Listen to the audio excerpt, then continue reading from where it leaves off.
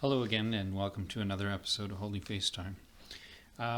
Today we're continuing on our readings from Septuagesima week, and it's Friday, February the 21st. And so yesterday we were reading about the punishment that was given to Eve, and today we are going to talk about Dom Prosper's liturgical year. We'll talk about the punishment that was given out to Adam.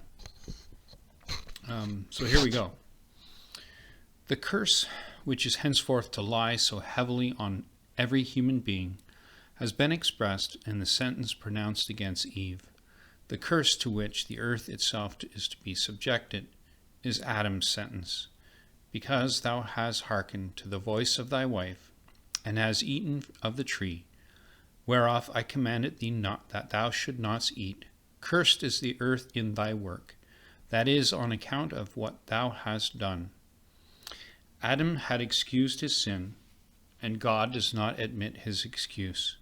Yet he mercifully makes allowance for him, seeing that he sinned, not so much to gratify himself as to please the frail creature that had been formed out of his own substance. He is not the originator of the disobedient act.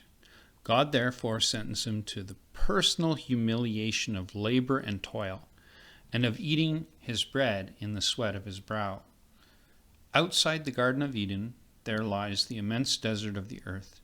It is to be the valley of tears, and there must Adam dwell in exile for upwards of 900 years, with the sad recollection in his heart of the few happy days spent in paradise. This desert is barren. Adam must give its fruitfulness by his toil, and draw from it by the sweat of his brow his own and his children's nourishment. If in after ages some men shall live without toil, they are the exception. Confirming the general law and chastisement, they rest because others have labored long and hard for them.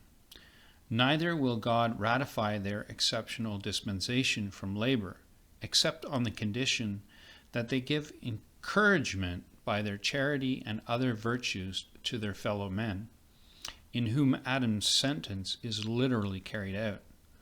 Such is the necessity of toil, that if it be refused, the earth would yield but thorns and thistles.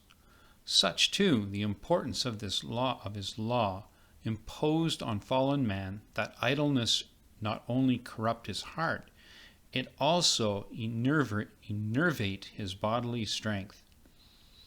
Before his sin, the trees of paradise bent down their branches, and man fed on their delicious fruits. But now he must till the earth and draw from it with anxiety and fatigue.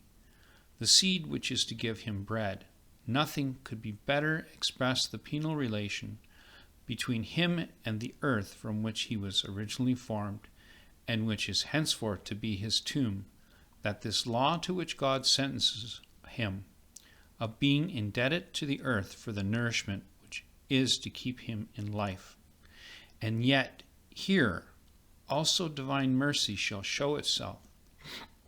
For when God shall have been appeased, it shall be granted to man to unite himself to his Creator by eating the bread of life, which is to come down from heaven, and whose efficacy for the nourishing of our souls shall be greater than ever the fruit of the tree of life.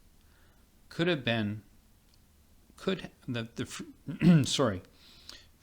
tree of life could have been for the immortalizing our bodily existence. So, in this last line, he points to the fact that Jesus, the bread of life, is the tree in the garden. The new covenant, he's the tree, and we shall eat of that fruit and live.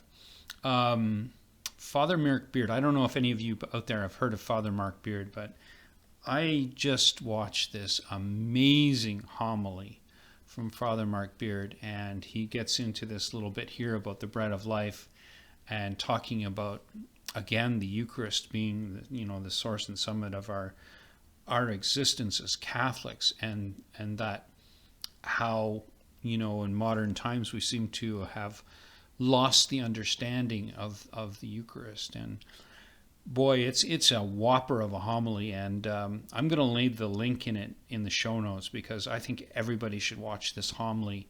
And what it does is this love and his passion for preaching really, really shows out how we as Catholics, we need to really prove to God that we're Catholic, and prove to him that we believe and trust in Jesus Christ, that we believe in his presence in the Eucharist. Anyway, so I just thought I'd talk about that for a few minutes, because it's probably one of the best homilies I have ever listened to in my life. And Father Mark Beard has some really good ones, but I think this one was the best that I've ever seen. So I know this is a short one tonight, but until next time, God bless you all, and blessed be his holy name, and blessed be his adorable face. Until next time, bye now.